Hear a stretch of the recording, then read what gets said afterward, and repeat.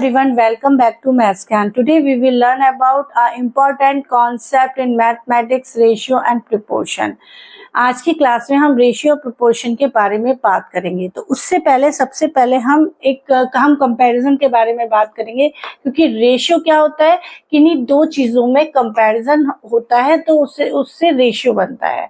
Suppose अगर मैं आपसे बात करूं कि ये पेंसिल छोटी है या बड़ी, तो आप सोचेंगे कि क्या बताएं कि छोटी है या बड़ी, कैसे बता सकते हैं हम इसको।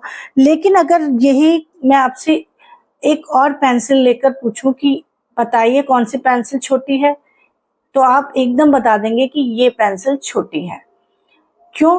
क्योंकि अब दो चीजें आपके सामने हैं, यानी आप दो चीजों में कंपैरिजन इजीली कर पाएंगे। यानी कि अगर कंपैरिजन करना है तो हमें एक से ज्यादा चीजों का होना हमारे पास बहुत जरूरी है। अगर एक से ज्यादा हमारे पास चीजें होंगी, दो या दो से ज्यादा, तभी हम उनके बीच कंपैरिजन कर सकते हैं। ठीक है। अगर क्या ये पेंसिल हमेशा बड़ी रहेगी और ये पेंसिल हमेशा छोटी रहेगी? अगर मैं इस पेंसिल के साथ एक पेंसिल और ले लेती हूँ, सपोज मैंने ये पेंसिल ले ली, अगर अब मैं इसमें कंपैरिजन करूं तो आपकी जो पहले पेंसिल छोटी थी उस पेंसिल के मुकाबले अब इस पेंसिल के साथ ये वाली पेंसिल बड़ी हो गई और ये छोटी हो गई।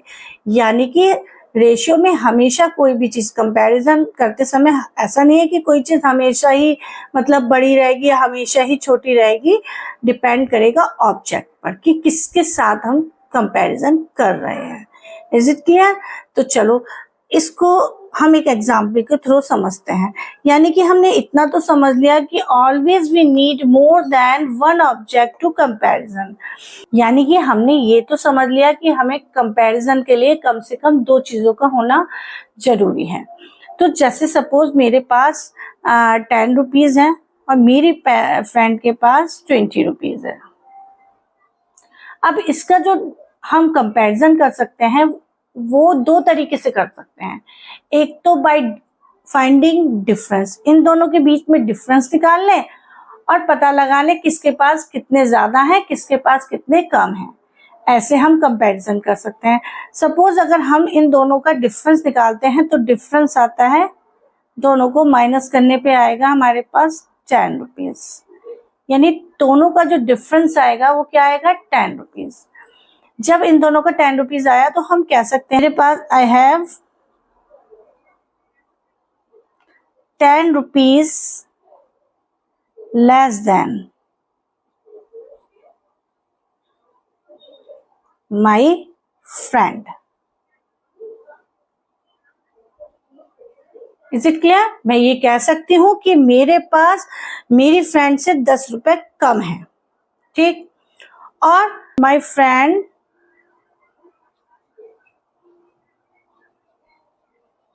has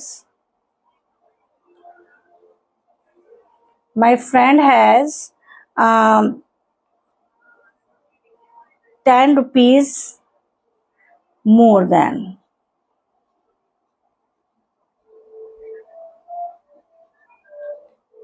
मेरे फ्रेंड के पास मुझसे 10 रुपीज ज्यादा है। हम इसको दो तरीके से कह सकते हैं, बाय फाइंडिंग डिफरेंस। अगर हम डिफरेंस निकालें तो हम इस बात को दो तरीके से कह सकते हैं। अब एक दूसरा रास्ता है कि हम इनका कंपैरिजन डिवीजन के थ्रू कर दें। अगर इन दोनों को डिवाइड करें तब क्या आएगा? तो चलिए हम समझते हैं डिवीजन के थ्रू कैसे करते हैं। चलिए, बाय यूजिंग डिवीजन,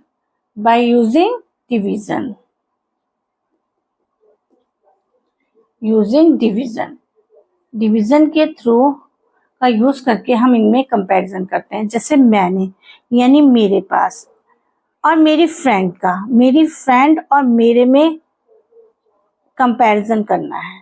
जैसे मेरे पास है 10 रुपीज और मेरी फ्रेंड के पास है 20 रुपीज। 10 1 जा 10, 10 2 जा 20। इसको हमने कर लिया लोएस्ट टर्म में चेंज, तो हमारा आया 1/2। यानी मैं अब कह सकती हूँ कि मेरे पास मेरी फ्रेंड से आधे पैसे हैं। इस तरह से भी कह सकती हूँ कि मेरे पास मेरी फ्रेंड से आधे पैसे हैं। ठीक है। अगर मैं अपनी फ्रेंड का और मेरा कंपैरिजन निकालूं, किसका निकालूं? मेरी फ्रेंड से मेरा कंपैरिजन निकालूं कि मेरी फ्रेंड के पास है 20 रुपीज और मेरे पास है 10 रुपीज। अगर मैं दोनों का कंपैरिजन निकालूं तो 10 1 जा 10, 10 2 जा 20, यानी कि जो हमारा रेशियो वो आया 2/1 रेशियो आया हमारा। इसका तो रेशियो आया 1:2 और इसका रेशियो आया 2:1, यानी कि मैं कह सकती हूँ कि मेरे फ्रेंड के पास मुझसे डबल पैसे हैं, ऐसे भी कह सकती हूँ। ठीक है, बात एक है, लेकिन ये रेशियो जो है ये आपस में कभी भी इक्वल नहीं होंगे। 1:2 और 2:1 कभी इक्वल नहीं हो सकते। ठीक है, ये बात हमेशा आपको ध्यान रखनी है। और हम कंपैरिजन दो तरीके से निकाल सकते हैं, एक वो जैसे हम डिफरेंस निकाल के दोनों का तब निकाल सकते हैं, और एक हम कंपैरिजन तब कर सकते हैं जब डिवाइड करके करते हैं।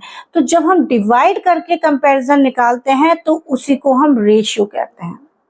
जब हम डिवाइड करके कंपैरिजन करते हैं तो उसको हम रेशियो कहते हैं। ठीक है, सपोज मेरे पास एक ट्री है और एक टेबल है, तो ट्री की हाइट जो है, हाइट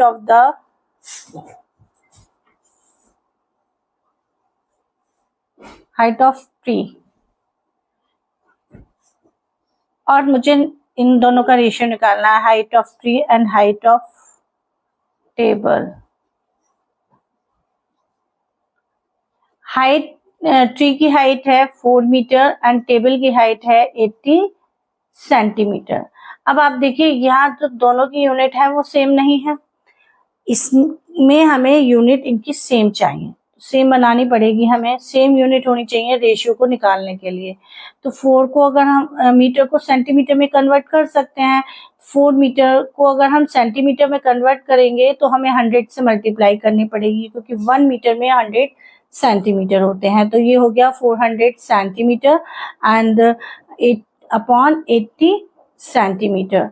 अब हम इसको कैंसिल आउट करेंगे तो 81 जा 80 और 85 जा 400, यानी कि 5/1 आया, यानी कि जो रेशियो आया वो आया 5:1। Is it clear? यानी कि हमें हमेशा सेम यूनिट में कंपैरिजन करनी पड़ेगी, यानी we can not compare two quantities if they are not in the same unit. हम कभी भी किन्हीं दो क्वांटिटी की कंपैरिजन नहीं कर सकते जब तक कि वो सेम यूनिट में ना हो जाए। ठीक है, हमें उन्हें सेम यूनिट में करना पड़ेगा। और हमेशा याद रखना है कि किसी रेशियो की यूनिट नहीं होती है। Is it clear? इस क्लास में हमने रेशियो के बारे में क्या क्या सीखा उसको रिकैप करते हैं। हमने पहले सीखा कि always we need more than one object to comparison, हमेशा हमें एक से ज्यादा ऑब्जेक्ट की जरूरत होती है कंपैरिजन करने के लिए। एंड हमने सेकंड वन सीखा कि comparison must be same unit, comparison हमेशा एक जैसी दो चीजों के साथ होता है, जैसे लेंथ का लेंथ के साथ, हाइट का हाइट के साथ, वेट का वेट के साथ, कलर का कलर के साथ, एक्सेट्रा। एंड हमने ये भी सीखा कि ratio does not have a unit, कि रेशियो की कोई यूनिट नहीं होती है। एंड हमने सीखा थर्ड वन इज, हमने ये भी सीखा ratio is formed when two quantities are compared by division. एक रेशियो तभी बनता है जब हम दो चीजों में कंपैरिजन डिवीजन के द्वारा करते हैं। ठीक है, और हमने ये भी सीखा कि the ratio of two numbers is usually expressed in its simplest form और लोएस्ट फॉर्म, यानी कि रेशियो दो नंबर्स का जो रेशियो होता है उसको हमेशा हम लोएस्ट फॉर्म और सिंपलेस्ट फॉर्म में ही लिखते हैं। जैसे हमने रेशियो हमने जब निकाला था, एक का रेशियो 1:2 आया था और एक का 2:1 आया था, वो सब हमें उसको लोएस्ट टर्म में कन्वर्ट करने के बाद आया था। अब हम बात करेंगे कि प्रिपोर्शन क्या होता है। जब दो रेशियो की हम कंपैरिजन करते हैं तो उसे हम प्रिपोर्शन कहते हैं, यानी an equality of two ratios called proportion, यानी कि दो रेशियो अगर इक्वल हैं, सपोज हमने ले लिया कि हमने लिया जैसे 2:10 और हमने यहाँ लिया 5:25। अब हमें ये प्रूफ करना है कि दोनों प्रिपोर्शन में है या नहीं। तो इसके लिए अब हमें ये प्रूफ करना है कि ये दोनों रेशियो प्रोपोर्शन में है या नहीं। तो इसके लिए हमें इनको लोएस्ट टर्म में कन्वर्ट करना पड़ेगा। अगर 2 अपॉन यानी कि हम 2:10 को 2/10 लिख सकते हैं और 5:25 को हम लिख सकते हैं 5/25। अब हम इनको लोएस्ट टर्म में कन्वर्ट करेंगे। तो 1 2 1 जा 2 2 5 जा 10 5 1 जा 5 5 5 जा 25 यानी इसकी वैल्यू आ गई 1/5 और इसकी वैल्यू भी आ गई 1/5 यानी कि इसका रेशियो आ गया आपका 1:5 और इसका भी रेशियो आ गया 1:5 यानी कि ये रेशियो में सेम आ गए। जब ये रेशियो इनके सेम आ गए और इसका मतलब ये दोनों रेशियो इक्वल हैं और इक्वल अगर होते हैं तो ये प्रोपोर्शनेट होते हैं एक दूसरे के और प्रोपोर्शनेट का साइन ये होता है। ठीक है, अगर मतलब हमें ये प्रूफ करना होता है कि दोनों रेशियो इक्विवेलेंट है। इक्विवेलेंट फ्रैक्शंस क्या होते हैं? जब दो फ्रैक्शन आपस में एक दूसरे में देखने में तो डिफरेंट लगते हैं बट उनकी जो वैल्यू होती है, जो लोएस्ट टर्म होती है वो सेम आती है, तो वो दोनों फ्रैक्शन इक्वल होते हैं या हम कह सकते हैं कि वो दोनों फ्रैक्शन इक्विवेलेंट है या हम कह सकते हैं वो दोनों फ्रैक्शंस प्रोपोर्शनेट हैं। यानी कि प्रोपोर्शन में भी वही फ्रैक्शन होते हैं जो इक्वल होते हैं या इक्विवेलेंट होते हैं। आई होप आप लोग को समझ आ रहा होगा। अब इसके बेस पर जो एक रिलेशन बनता है, जब दो फ्रैक्शन आपस में प्रोपोर्शनेट होते हैं तब उनसे रिलेटेड एक रिलेशन बनाया जाता है जिससे ये प्रूफ किया जाता है कि वो दोनों फ्रैक्शंस जो है वो आपस में प्रोपोर्शनेट हैं या नहीं। प्रोपोर्शन, सपोज दो फ्रैक्शन प्रोपोर्शन में है, A/B एंड C/D, ये दोनों आपस में प्रोपोर्शन में हैं, तो ये जो इसकी अंदर की टर्म होती है इसे हम कहते हैं मीन और जो बाहर की टर्म्स होती हैं उन्हें हम कहते हैं एक्सट्रीम। तो जो इन दोनों में रिलेशन होता है वो क्या होता है? देखिए, प्रोडक्ट ऑफ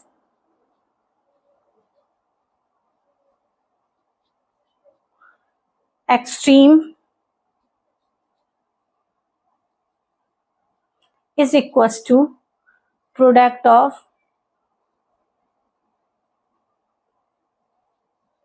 mean, यानी कि मीन के दोनों नंबर्स का प्रोडक्ट एक्सट्रीम के दोनों नंबर्स के प्रोडक्ट के इक्वल होता है।